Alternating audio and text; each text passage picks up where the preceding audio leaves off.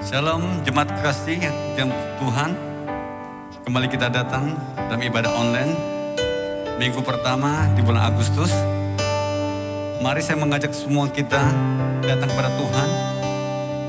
Sebelum kita datang kepada Tuhan dan saya ingin berdoa, kita naikkan syukur pada Tuhan. Mari tundukkan kepala kita sama-sama dan saya berdoa. Bapa Tuhan Yesus Kristus, Allah yang kami sembah, Allah yang maha besar, kami yang maha tahu, yang hadir, yang ada di dalam hati kami. Dan ini kami datang kepadamu Tuhan. Kami ingin menyembah Engkau Bapa. Kami ingin melayani Engkau Tuhan. Tuhan jamah setiap hati kami Bapa, agar kami dikuatkan, agar kami dipenuhi, agar kami dimampukan Tuhan untuk datang kepada Bapa. Kami percaya hanya Tuhanlah tempat perlindungan kami. Hanya Engkaulah benteng pertahanan kami Bapa. Kalau kami ada saat ini, semoga anugerah-Mu dan kebaikan Bapa. Ini hati kami Bapa yang siap memuji dan menyembah-Mu. Terima kasih Tuhan. Di dalam nama Tuhan Yesus Kristus kami berdoa. Haleluya. Amin.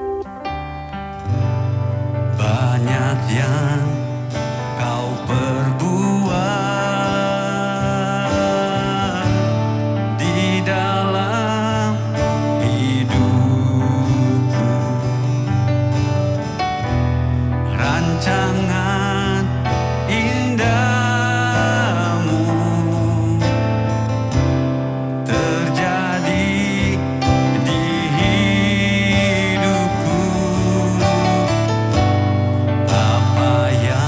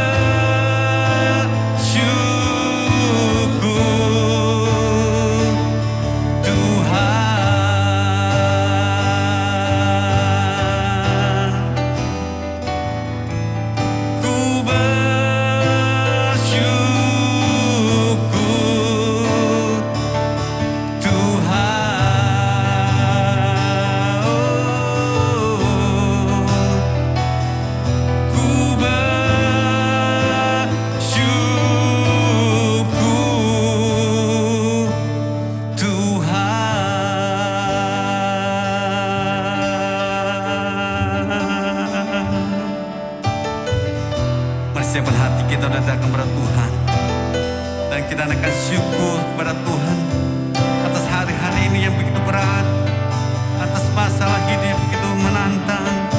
Percayalah, berserulah kepada Tuhan, pegang erat janji-janji Tuhan. Mari naikkan syukur, sembahlah Dia.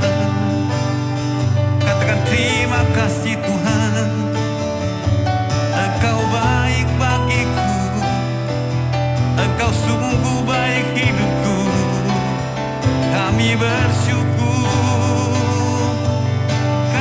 bersyukur Tuhan, karena kasih-Mu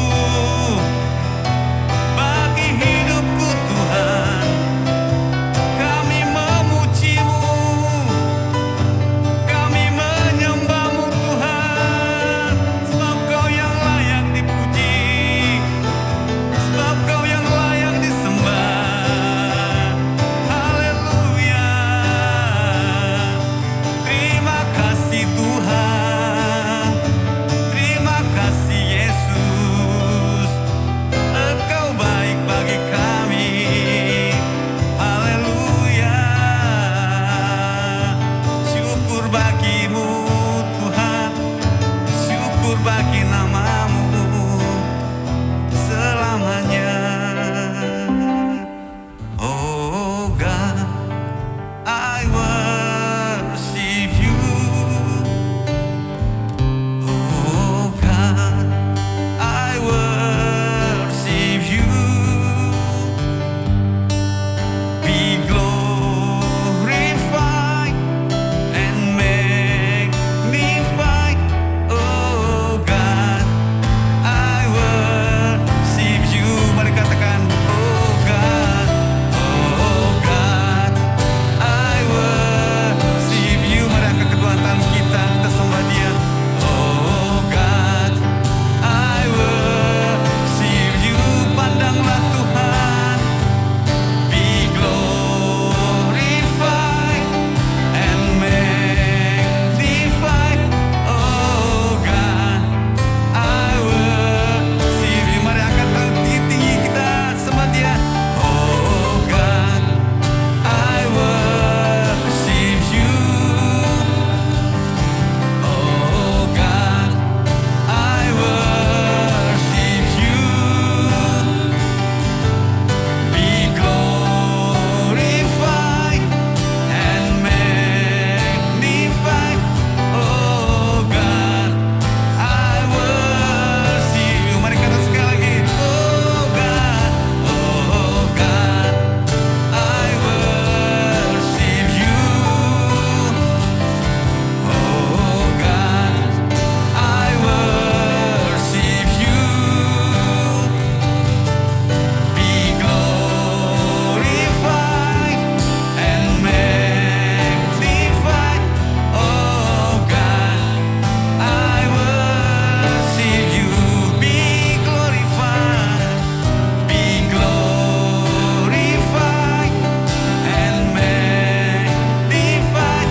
Oh God, I worship You. Be glorified, be glorified and magnified. Oh God, I worship You.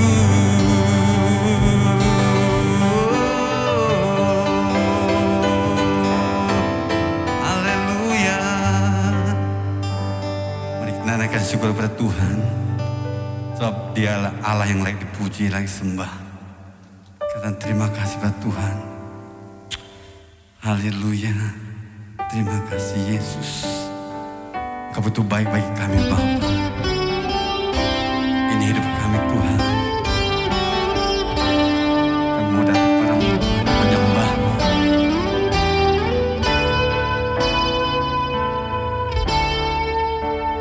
Ku hidup oleh anugerah-Mu, yang terbaik ku terima dari-Mu. Rancangan-Mu indah bagi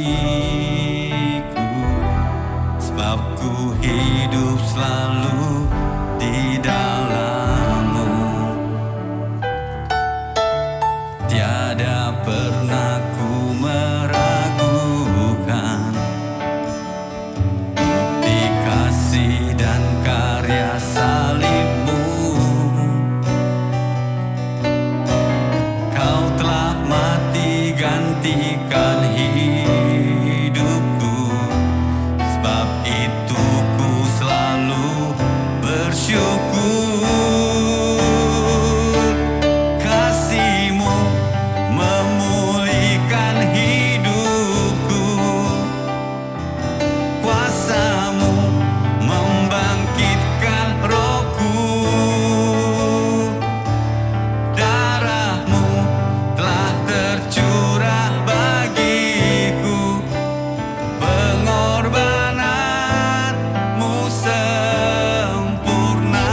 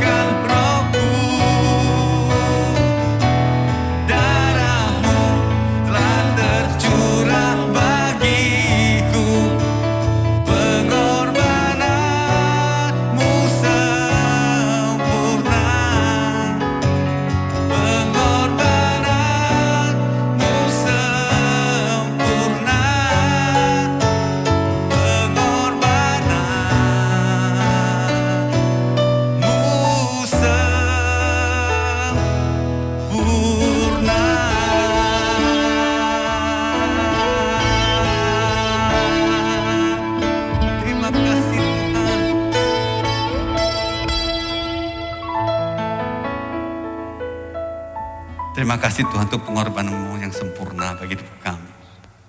Sehingga kami ada saat ini Bapa, semua karena anugerah Bapa. Bapa, kami akan berdoa Tuhan untuk bangsa dan negara kami.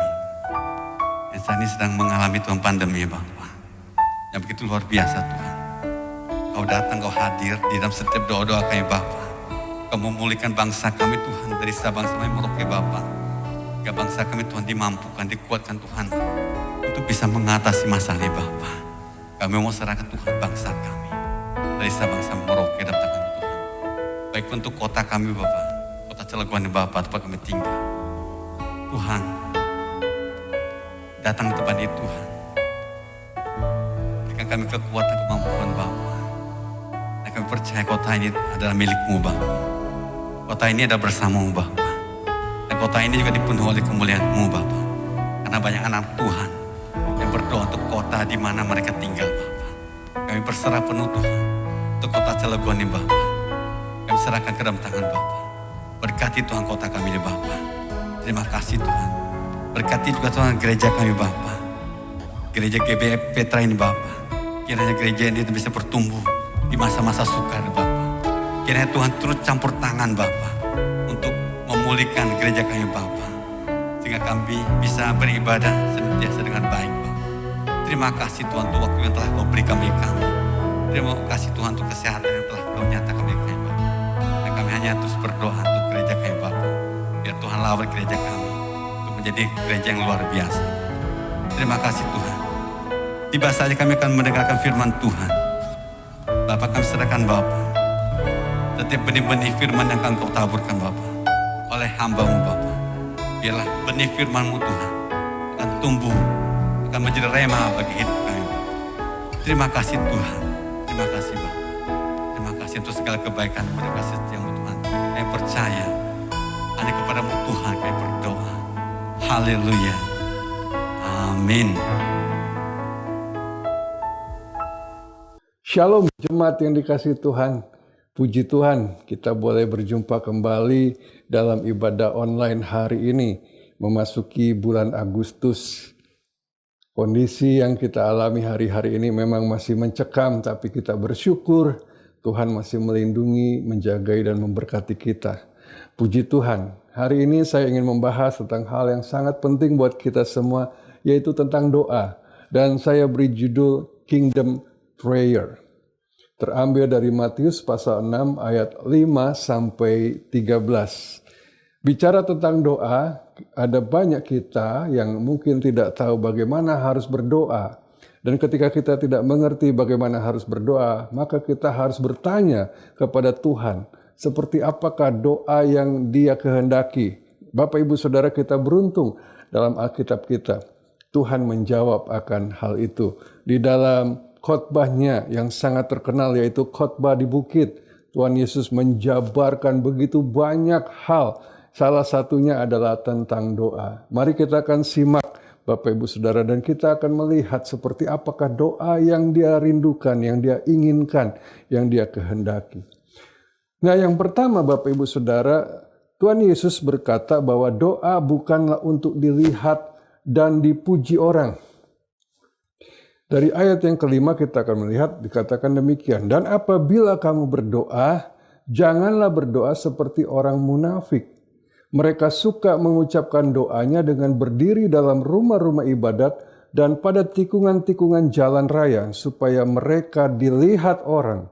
Aku berkata kepadamu, sesungguhnya mereka sudah mendapat upahnya. Oh, di situ Tuhan Yesus dengan jelas mencela sikap doa yang salah. Dan tentunya kita tahu Tuhan Yesus hidup pada masa ketika ahli Taurat, imam-imam Farisi, dan agama Yahudi begitu kuat diberlakukan, yang begitu mengikat seluruh kehidupan orang Israel pada saat itu. Dan mereka melakukan kegiatan agama dengan motivasi-motivasi yang tersembunyi, yang tidak disukai Tuhan. Dan salah satunya adalah mereka suka berdoa untuk dilihat dan dipuji orang. Tuhan Yesus mencela akan hal itu dan berkata bahwa Dia tidak suka bahwa orang berdoa untuk dilihat dan dipuji orang lain. Nah, kita lihat mereka ingin mendapat upah dari Tuhan, tetapi sesungguhnya Tuhan Yesus berkata bahwa sesungguhnya mereka sudah mendapat upahnya. Apakah upahnya? Upahnya adalah mereka dilihat dan dipuji orang. Artinya upah yang mereka dapatkan berasal dari manusia, bukan dari Tuhan. Jadi saudara, kalau kita berdoa, hendaklah kita sadar bahwa kita berdoa bukan untuk dilihat dan dipuji oleh orang lain. Nah, yang kedua kita melihat dalam ayat 6, Tuhan Yesus berkata, "Tetapi jika engkau berdoa, masuklah ke dalam kamarmu, tutuplah pintu dan berdoalah kepada Bapamu yang ada di tempat tersembunyi. Maka Bapamu yang melihat yang tersembunyi akan membalasnya kepadamu." Yang kedua, Tuhan Yesus menyatakan di sini bahwa doa itu bersifat private atau pribadi dan intim. Jadi doa itu bukan hubungan dengan manusia, melainkan hubungan dengan Allah, komunikasi dengan Tuhan. Dan hal itu bersifat private, bersifat amat pribadi, bersifat intim. Suatu hubungan yang mendalam. Karena itu Tuhan Yesus berkata, jika berdoa, kalau perlu engkau di tempat yang tersembunyi, supaya hanya engkau dan Allah yang berkomunikasi. Tidak perlu disaksikan oleh orang lain. Jadi catat saudara, yang kedua adalah Tuhan ingin bahwa doa itu bersifat sangat pribadi dan sangat intim. Nah, yang ketiga, Tuhan Yesus berkata juga, "Lagi pula dalam doamu itu janganlah kamu bertele-tele seperti kebiasaan orang yang tidak mengenal Allah. Mereka menyangka bahwa karena banyaknya kata-kata, doanya akan dikabulkan." Nah, ini menarik saudara. Ternyata ada anggapan bahwa kalau kita berdoa dengan kata-kata yang banyak, atau kata-kata yang indah, maka Tuhan tertarik dan Tuhan mendengar dan menjawabnya. Tapi Tuhan sendiri berkata, kalau berdoa jangan bertele-tele. Atau jangan panjang-panjang kalimatnya diulang-ulang. Ya, atau dengan kata-kata yang indah-indah, yang seperti puisi dikarang-karang sedemikian. Tuhan Yesus berkata bahwa itulah kebiasaan orang yang tidak mengenal Allah. Yang menyangka bahwa dengan banyaknya kata-kata, maka doanya akan dikabulkan. Nah, ini seringkali kita terjebak dalam hal ini. Saya sadari ada banyak jemaat yang merasa bahwa dia tidak cukup pandai merangkai kata. Ada juga jemaat yang pernah meminta kepada saya untuk dibuatkan doa. Buatkan doa, dituliskan di kertas supaya dia bisa bacakan ketika dia berdoa. Nah, Bapak Ibu Saudara, Tuhan Yesus mengatakan bahwa doa itu bersifat pribadi dan intim, berasal dari hati. Karena itu tidak perlu kita memperbanyak kata-kata. Seolah-olah Tuhan tertarik dengan keindahan kata-kata kita. Atau juga panjang-panjang sehingga begitu membosankan. Ya, karena kekuatan doa ada pada iman dan hubungan. Ya, hubungan dengan Allah. Bukan pada banyaknya kata-kata atau ritual atau juga liturgi. Ya, begitu banyak kita terjebak akan hal ini. Selain kata-kata yang banyak, ada orang beranggapan kalau kita melakukan ritual, maka Tuhan baru mau mendengar. Jadi harus diadakan ya media-media, barang-barang tertentu yang dibawa ketika doa, atau kegiatan-kegiatan ritual dalam bentuk misalnya urutan-urutan gerak dan sebagainya, yang kita pikir bahwa dengan itu Tuhan baru mau mendengar doa kita. Dan di sini jelas Tuhan tidak tertarik dengan semua hal itu. Karena doa bersifat dari hati ke hati. Nah, nanti saya akan jelaskan lebih dalam lagi. Jadi jangan terjebak saudara ketika berdoa. Saudara harus berdoa dari hati, seperti kepada seorang sahabat, seperti kepada seorang kekasih, seperti kepada orang tua kita. Ya, dari hati ke hati. Kita tidak perlu melakukan banyak hal yang merepotkan, yang membuat ya seolah-olah kalau tidak dilakukan Tuhan tidak mendengar. Itu keliru, saudara. Nah, mari kita lihat Tuhan Yesus menjelaskan lebih lanjut supaya kita mengerti seperti apa doa itu. Ayat berikutnya dikatakan, karena itu berdoalah demikian. Maksud dari kalimat ini adalah jangan berdoa seperti tiga contoh tadi yang keliru. Tapi berdoalah seperti yang aku ajarkan ini. Itu maksudnya Bapak Ibu Saudara. Nah, bagaimana dengan apa yang Yesus ajarkan ini? Apakah tepat? Apakah itu doa yang paling benar kalau Yesus yang ajarkan? Tentu saja. Kenapa? Karena Yesus adalah anak Allah. Dia adalah anak tunggal Allah. Sehingga dia mengerti sekali hati Bapa di sorga. Maka dia bisa mengajarkan kita bagaimana berdoa seperti yang Bapa kehendaki. Kita adalah anak-anak yang diadopsi. Kita belajar dari anak tunggal Allah, anak yang sejati, bagaimana kita berdoa. Tentunya itu hal yang tepat dan paling baik. Mari kita lihat seperti apa doa yang Yesus ajarkan. Nah, tentunya semua orang mengenal ya doa ini, yaitu doa Bapa kami. Mari kita akan melihat kalimat demi kalimat yang akan sangat indah dan memberkati kita. Yang pertama, doa Bapa kami dibuka dengan ucapan Bapa kami yang di sorga. Ini sangat menarik, Bapak Ibu Saudara.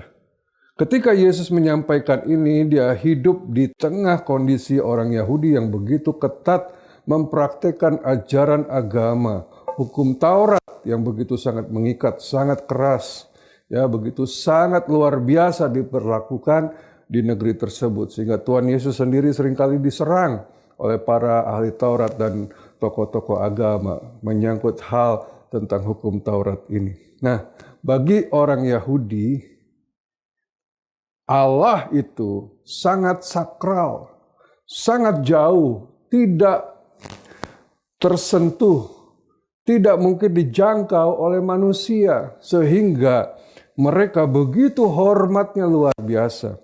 Nah, saya mencatat ada beberapa hal yang mereka lakukan karena mereka begitu menghormati Tuhan.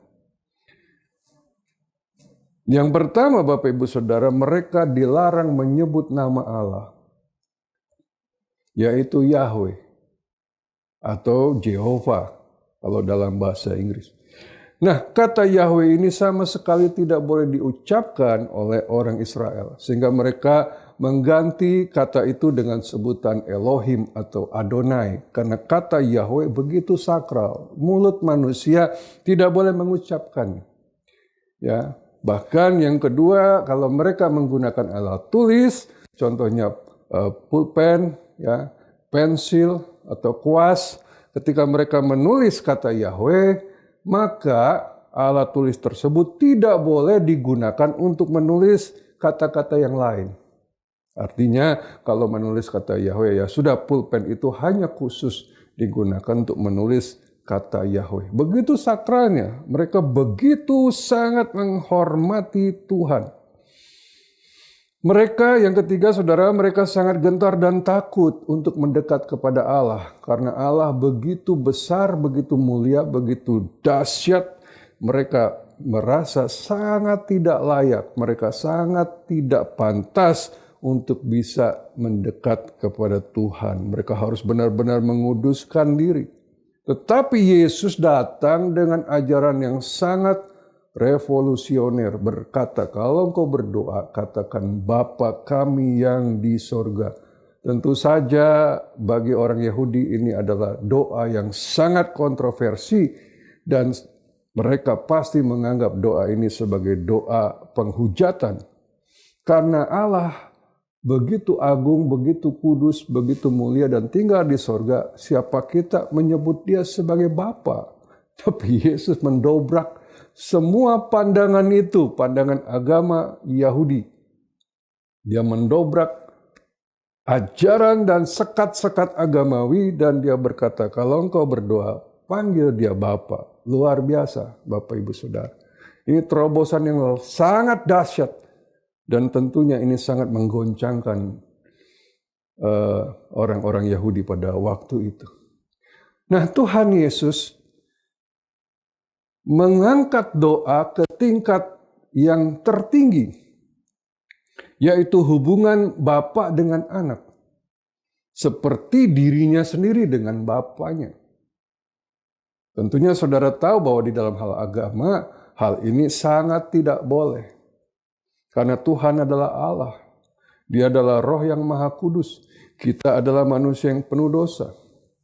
Kita kotor dan tidak layak. Tapi Yesus membuat doa bukan menjadi hal yang liturgis, bukan lagi menjadi sebuah kegiatan agamawi, bukan lagi menjadi sesuatu yang ritual, tetapi Tuhan Yesus telah membuat doa menjadi sesuatu yang luar biasa, yaitu hubungan intim, mesra manis antara ayah atau bapa dengan anaknya. Wah, ini luar biasa, dan inilah yang disukai dan dikehendaki oleh Allah. Karena itu gemparlah bangsa Israel pada waktu itu. Nah, Bapak Ibu Saudara, kita juga harus mengerti bahwa kata Bapa dalam bahasa aslinya itu Aba, artinya adalah sumber. Sumber atau penyedia. Sehingga ketika kita menyebut dia Bapa atau Aba, berarti sumber hidup kita adalah Dia, yaitu Tuhan. Dia adalah sumber dari segala sumber hidup kita. Dia adalah Allah yang menyediakan segala yang kita butuhkan. Luar biasa. Kita tersambung di dalam doa ini. Kita dibawa Tuhan untuk tersambung dengan sumber di atas segala sumber, yaitu Bapa sebagai sumber kehidupan kita. Sebagaimana Bapa menjadi sumber kehidupan dari Tuhan Yesus sendiri. Luar biasa. Nah, kemudian ada kata yang di sorga. Kenapa Tuhan Yesus menaruh atau menyematkan kalimat yang di sorga setelah kata Bapa? Karena maksudnya dari kata Bapa yang di sorga adalah kita selain punya ayah di dunia ini, kita juga punya Bapa yang ada di sorga. Ayah yang ada di dunia banyak kekurangan, banyak kelemahan, banyak kesalahan. Ya, seringkali kita banyak kecewa. Tetapi Tuhan Yesus menyambungkan kita dengan Bapa yang sejati, Bapa yang telah ada sejak awalnya, yaitu Bapa yang ada di surga, Bapa yang sempurna, Bapa yang tanpa batas. Itulah Bapa kita. Haleluya, puji Tuhan. Dengan demikian kita tersambung ke satu sumber yang paling dahsyat di alam semesta ini. Dan Bapa ini adalah Bapa yang sempurna, tidak ada kekurangan atau batasan dalam keberadaannya. Nah, pertanyaannya adalah ketika saudara diajar oleh Tuhan Yesus untuk berdoa menyebut dia Bapa, apakah atau sudahkah kita menjadikan Bapa sebagai sumber dalam hidup kita? Atau selama ini kita memiliki sumber lain? Kita mengandalkan kekuatan kita, kita mengandalkan manusia atau orang lain, kita mengandalkan dunia ini. Mari, biarlah doa Bapa kami ini atau doa kerajaan ini mengubah paradigma kita, fokus hidup kita. Jadikan Bapa sebagai sumber segala-galanya. Puji Tuhan, itu dari kalimat pertama, Bapa kami yang di surga. Yang kedua, Bapak Ibu Saudara, dikatakan dikuduskanlah namamu. Dalam bahasa aslinya dikatakan kalimat dikuduskanlah namamu, dalam bahasa aslinya disebut hagiazo, artinya dikhususkan, dimuliakan, ditaruh di tempat yang tertinggi atau terhormat. Memang itu tempat yang tepat untuk Tuhan. Jadi kata hagiazo artinya dikhususkan. Jadi Tuhan, nama Tuhan itu dikhususkan, dimuliakan, ditaruh di tempat yang tertinggi atau terhormat. Sehingga kita ada rasa respect, ada rasa hormat yang sangat mendalam, ada rasa yang sangat mengagungkan dia, yang memuja dia. Itu maksud dari kalimat ini. Sehingga timbul pemujaan yang mendalam, peninggian, ya, pengagungan kepada dia. Nah, Bapak Ibu Saudara, tetapi dalam hal ini Tuhan tidak ingin kita terjebak kembali seperti orang Yahudi tadi yang menganggap Bapa begitu luar biasa, agung, kudus, ya besar, dahsyat sampai tidak tersentuh, yang tidak terjangkau. Tuhan tidak inginkan itu. Walaupun di sini dikatakan dia dikhususkan, dimuliakan, ditaruh di tempat yang tertinggi, tetapi kita masih dalam hubungan sebagai Bapa dengan anak. Luar biasa. Artinya kita tidak jauh dari dia. Kita punya kedekatan, kita punya relation. Dan konsep Allah yang ada pada pengertian yang diajarkan Yesus berbeda sekali dengan agama Yahudi atau hukum Taurat. Kenapa? Karena dalam agama mereka itu Tuhan digambarkan sebagai Tuhan yang sangat keras, kejam, sadis, penghukum, dan sebagainya. Tetapi Tuhan Yesus mengajarkan bahwa Bapa kita adalah Bapa yang sangat baik. Buktinya apa? Buktinya adalah ketika Yesus hidup di dunia, seluruh kehidupan yang penuh kasih karunia, dia perlihatkan kepada semua orang. Dan satu kali muridnya ingin melihat Bapa, dia berkata, Tuhan, tunjukkanlah Bapa kepada kami. Yesus menjawab, telah sekian lama engkau mengenal aku, mengapa engkau berkata tunjukkan Bapa kepada kami? Barang siapa melihat aku, dia sedang melihat Bapa. Jadi Bapa yang diajarkan Tuhan Yesus, yang dinyatakan Tuhan Yesus, itu Allah yang menjelma menjadi manusia, adalah Bapa yang baik sebagaimana Yesus yang bahkan rela mati demi menebus semua dosa umatnya. Luar biasa. Sehingga peninggian kita, pemujaan kita, pengagungan kita bukan berarti Tuhan sangat jauh dan tidak tersentuh. Melainkan kita sedang menyembah, memuja, memuliakan Allah yang sangat intim dekat dengan kita. Yaitu Bapa kita. Luar biasa. Ini indah sekali. Dia yang tidak terjangkau tapi mau menjadi Bapa buat kita. Nah, kalimat berikutnya dikatakan, datanglah kerajaanmu. Wah, luar biasa Bapak Ibu Saudara. Datanglah kerajaanmu. Bapa kami yang di sorga, dikuduskanlah namamu. Kalimat yang ketiga, datanglah kerajaanmu. Menarik sekali. Mengapa dalam doa ini permohonan datanglah kerajaanmu dijadikan sebagai yang pertama dan utama? Kenapa tidak kebutuhan kita yang kita mohonkan lebih dahulu? Kenapa kita tidak memohonkan kebutuhan orang lain dan sebagainya? Kenapa kerajaan lebih diutamakan dan ditaruh di posisi pertama dalam doa ini? Nah, kita akan bahas Bapak Ibu Saudara. Yang pertama adalah karena bagi Yesus kerajaan Allah adalah hal yang paling pertama dan paling utama. Ya, sekali lagi Saudara, saya katakan karena bagi Yesus kerajaan Allah adalah hal yang pertama dan paling utama. Ini penting sekali kita catat. Kalau ini hal yang pertama dan utama bagi Tuhan, harusnya ini juga menjadi hal yang pertama dan utama buat kita umatnya. Mengapa hal ini penting? Karena Bapak Ibu Saudara, kita melihat bahwa masalah yang terjadi dalam kehidupan seluruh manusia adalah masalah ini. Saya mau kita berpikir sejenak, kita mau mengingat sejenak peristiwa di Taman Eden pada saat Adam dan Hawa berbuat satu tindakan yang mendatangkan dosa buat mereka. Mereka dilarang memakan buah pengetahuan yang baik dan jahat. Tetapi karena tipu daya iblis, akhirnya mereka mengambil buah tersebut dan memakannya. Sehingga mereka jatuh ke dalam dosa. Ada banyak orang yang berpikir, dulu juga saya berpikir seperti itu, yang berkata, Kok makan buah aja jadi masalah sih? Kok makan buah aja bikin orang sampai berdosa dan harus mati?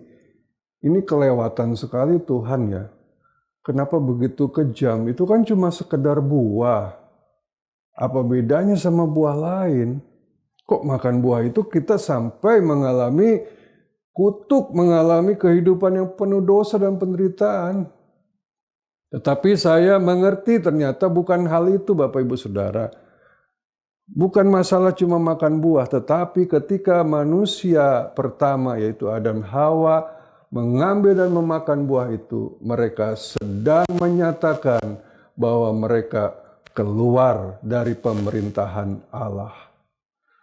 Mereka menyatakan independen, keluar dari pengayoman dan pemeliharaan Allah.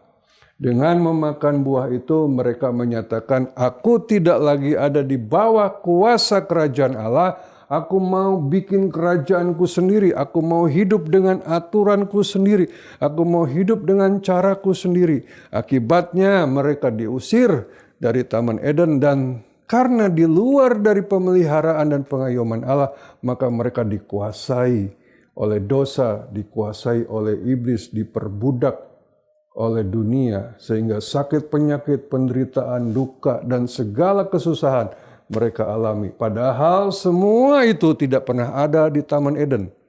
Tidak ada Tuhan rancangkan kesedihan, sakit, penyakit, penderitaan, kemiskinan, dan sebagainya. Itu tidak pernah ada, tidak pernah dirancang Tuhan di Taman Eden. Tapi karena mereka keluar dari pemerintahan kerajaan Allah, maka mereka ada di bawah penjajahan iblis dan dunia. Karena itu bagi Tuhan Yesus maka hal yang paling penting adalah kerajaan Allah. Lebih dari hal yang lain untuk kita minta. Meminta kerajaan Allah datang berarti meminta pemerintahan Allah terjadi dalam hidup kita. Kalau tadi Adam dan Hawa keluar dari pemerintahan Allah, justru lewat doa Bapa kami ini atau kingdom prayer ini kita meminta supaya Tuhan kembali memerintah hidup kita. Sehingga kita sekarang ada dalam pengayoman, perlindungan, dan penyediaan Allah kembali. Sebagaimana Tuhan inginkan di Taman Eden itu. Jadi ini penting sekali Bapak Ibu Saudara.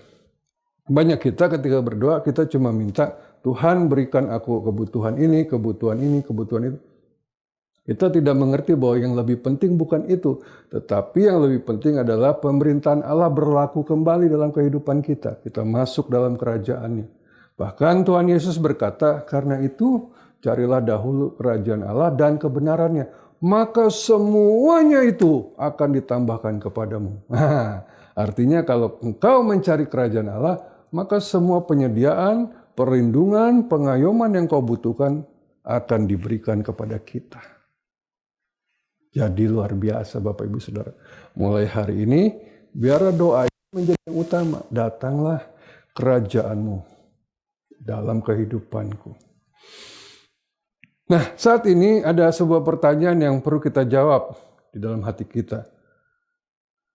Siapakah yang memerintah di dalam hidupmu? Apakah uang? Apakah ego? Apakah hawa nafsu? Atau dunia ini? Itu perlu kita jawab Bapak Ibu Saudara. Nah doa ini harusnya menjadi satu permohonan bahwa saya nggak mau lagi diperintah oleh uang. Saya nggak mau diperintah lagi oleh ego, hawa nafsu, bahkan dunia ini.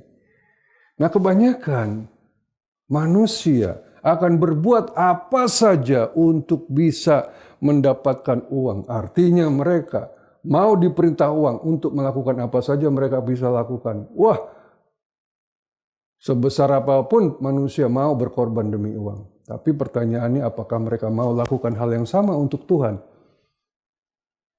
Atau banyak manusia diperbudak oleh egonya sendiri, oleh hawa nafsunya, oleh dunia ini, gaya hidup dunia dan sebagainya.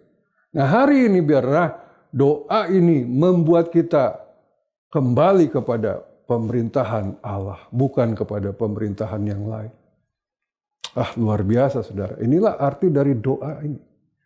Ya, Bapa kami yang di surga, dikuduskanlah namamu, datanglah kerajaan. Kita meminta Allah kembali memerintah sebagai Tuhan dan Raja dalam kehidupan kita. Sehingga kita masuk kembali dalam pengayoman, perlindungan, dan penyediaan Allah. Luar biasa. Haleluya. Kalimat berikutnya dalam doa ini adalah, jadilah kehendak-Mu di bumi seperti di sorga. Wow. Puji Tuhan. Jelas kalau Tuhan memerintah dalam hidup kita, maka kehendaknya yang jadi dalam hidup kita. Bukan kehendak kita yang jadi, bukan kehendak dunia, bukan kehendak iblis, bukan kehendak ego kita, tetapi kehendak Allah yang terjadi. Dan kehendaknya adalah di bumi seperti di sorga. Itu cita-cita Tuhan. Allah ingin segala kehendaknya yang baik itu terjadi di dunia. Apa sih kehendaknya? Banyak sekali saudara. Ya, saya akan catat beberapa saja. Kehendaknya adalah kehidupan yang penuh kasih, penuh sukacita atau kebahagiaan. Dia ingin sekali hidup kita itu penuh sukacita, penuh kebahagiaan, penuh damai sejahtera. Karena itu buah roh itu berkata kasih, sukacita, damai sejahtera. Dia ingin semua hal itu ada dalam hidup kita. Dia juga ingin segala kebaikan, kelimpahan, kesehatan, kekudusan, kemuliaan, dan lain sebagainya. Itulah yang terjadi dalam kehidupan kita. Persis seperti kondisi dan keadaan di sorga. Ya, kalau penggambaran yang paling tepat adalah seperti Taman Eden di bumi ini. Seperti itu yang Tuhan inginkan. Tetapi kenyataannya di dunia ini udah seperti apa, saudara? Tiap hari kita melihat kematian, kesedihan, sakit, penyakit, bencana alam, kerusuhan, peperangan, pembunuhan, kejahatan. Itu seperti neraka di muka bumi. Karena itu kita harus meminta kembali supaya pemerintahan Allah yang terjadi atas hidup kita, atas keluarga kita, bahkan atas bumi ini. Karena kehendaknya adalah hal-hal yang terbaik. Biarlah ini menjadi doa kita setiap hari. Tuhan, aku ingin kehendak-Mu jadi di keluargaku seperti di sorga, di hidupku seperti di sorga, di bumi ini seperti di sorga. Itulah maksud kalimat ini, Bapak Ibu Saudara. Kemudian doa ini berlanjut berkata, nah saudara, ini yang mungkin kita paling suka. Berikanlah kami pada hari ini makanan kami yang secukupnya. Nah, ini udah poin keberapa? Bukan yang pertama, bukan yang paling utama di hadapan Tuhan. Ya, ditempatkan di urutan kesekian. Berikanlah kami pada hari ini makanan kami yang secukupnya. Yang menjadi pertanyaan nih menarik. Mengapa kita meminta makanan untuk setiap hari? Kenapa enggak sebulan sekali aja sekaligus? Atau seminggu sekali, atau setahun. Mengapa Tuhan menginginkan kita berdoa, berikanlah kami pada hari ini makanan kami yang secukupnya? Jawabannya adalah supaya kita memiliki ketergantungan kepada Allah setiap hari. Bukan setiap tahun, bukan setiap bulan, bukan setiap minggu, tapi setiap hari kita bergantung kepada Dia. Karena Tuhan sangat suka diandalkan. Ya, Yeremia 17 ayat 7 berkata, diberkatilah orang yang mengandalkan Tuhan. Tuhan sangat suka diandalkan. Banyak orang begitu sombong mengandalkan kekuatan dirinya sendiri. Karena itu saudara, sekalipun kita punya uang, kita kaya, kita punya segala-galanya, doa ini tetap harus kita ucapkan. Bahwa sekalipun kita punya, kita diberkati, kita tetap bergantung kepada Allah. Itu yang Tuhan suka. Setiap hari bergantung. Setiap hari mengandalkan Tuhan. Akibatnya kalau kita bergantung dan setiap hari kita mengandalkan Tuhan, membuat kita sering datang kepada Allah. Bukankah itu yang dirindukan oleh seorang ayah kepada anaknya? Dia rindu anak-anaknya datang kepadanya, akrab kepadanya, dekat dengannya. Haleluya, luar biasa. Berikanlah kami pada hari ini makanan kami yang secukupnya. Berikutnya doa ini juga berkata, ampunilah kami akan kesalahan kami, seperti kami juga mengampuni orang yang bersalah kepada kami. Haleluya, puji Tuhan. Nah, Bapak Ibu Saudara, Di sini kita melihat, ya, beberapa kali saya sudah pernah bahas tentang pengampunan di dalam hal kerajaan Allah ini. Ternyata salah satu lifestyle kerajaan Allah atau gaya hidup kerajaan Allah adalah mengampuni. Tuhan Yesus jelas berkali-kali mengajarkan hal ini. Ya, ada banyak, ya, saya udah pernah sampaikan beberapa kali. Jadi di dalam doa ini gaya hidup ini harus dibawa. Bahwa kita harus mengampuni. Mengapa? Karena Allah telah terlebih dahulu mengampuni. Itu Tuhan Yesus menekankan berkali-kali mengenai hal itu. Kita harus mengampuni. Nah, kalau kita nggak mau mengampuni gimana? Maka doa kita tidak akan didengar dan dijawab. Markus 11 ayat 25. Nanti saudara bisa buka. Saudara bisa baca di Alkitab, dikatakan jika engkau berdiri untuk berdoa dan engkau teringat ada sesuatu dalam hatimu tentang saudaramu, ya, tinggalkan doamu itu, berdamai dulu dengan orang tersebut. Jadi ketika mau berdoa, Tuhan ingin melihat hati kita bersih, tidak ada kebencian, tidak ada kepahitan, dendam. Karena kalau kita dendam, kita pahit, kita kecewa, kita tidak mengampuni, doa itu tidak didengar oleh Tuhan. Dia melihat kemurnian hati kita. Kata kita boleh saja indah, ya, kata-katanya penuh puisi, tapi kalau hatinya penuh benci, itu akan sulit untuk didengar oleh Tuhan. Karena itu hal ini menjadi sangat penting. Ampunilah dahulu orang-orang yang bersalah kepada kita. Berikutnya, dan janganlah membawa kami ke dalam pencobaan, tetapi lepaskanlah kami daripada yang jahat. Doa ini juga memohon Tuhan untuk melepaskan kita dari setiap pencobaan iblis. Karena kita tahu kita bukan lawan tanding buat iblis. Kita tidak akan mampu melawan iblis. Saudara, peristiwa Adam dan Hawa, manusia yang sempurna, yang segambar dengan Allah, itu pun mereka bisa dikelabui, bisa dikalahkan oleh iblis.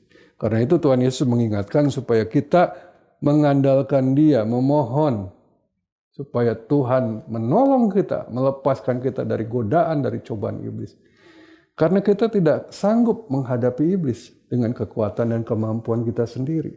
Adam dan Hawa saja yang sempurna gagal. Karena itu setiap kali saudara menghadapi pencobaan apapun, mohon, Tuhan tolong aku nggak sanggup sendiri. Wah, luar biasa. Doa ini begitu komplit Bapak Ibu Saudara. Nah, yang terakhir adalah kalimat ini. Ayat 13, karena engkaulah yang empunya kerajaan dan kuasa dan kemuliaan sampai selama-lamanya. Kalimat ini menjadi kalimat penutup.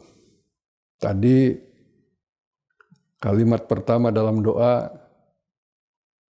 diawali dengan pemujaan penyembahan. Bapa kami yang di surga, dikuduskanlah namamu, dimuliakanlah namamu, diagungkanlah namamu. Maka kalimat terakhir dalam doa juga merupakan pemujaan dan penyembahan. Dan pengakuan bahwa dialah satu-satunya pemerintah kehidupan kita. Dialah satu-satunya Allah yang kita sembah, kita puja. Tiada yang lain selain Dia. Dia adalah Allah, Dia adalah Raja bagi hidup kita. Oh, haleluya. Bapak Ibu Saudara, jika kita berdoa dengan doa ini sungguh semuanya menjadi satu doa yang sangat komplit. Semuanya menjadi satu doa yang sangat lengkap dan sangat dikenan oleh Tuhan. Karena itu biarlah kita doakan hal ini setiap hari. Bukan sebagai hafalan, tapi doa yang lahir dari hati kita. Saya berdoa doa ini mewarnai kehidupan kita setiap hari. Dan saya percaya doa kita semakin indah dan menyenangkan di hati Tuhan. Haleluya. Puji Tuhan.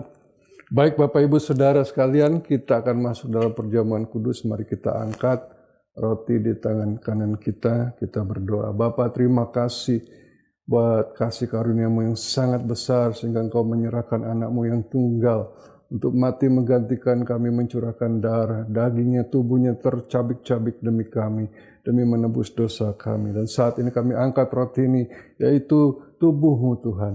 Kami akan memakannya dan menjadi satu dengan tubuh kami, sehingga hidup-Mu menjadi satu dengan hidup kami. Dalam nama Yesus.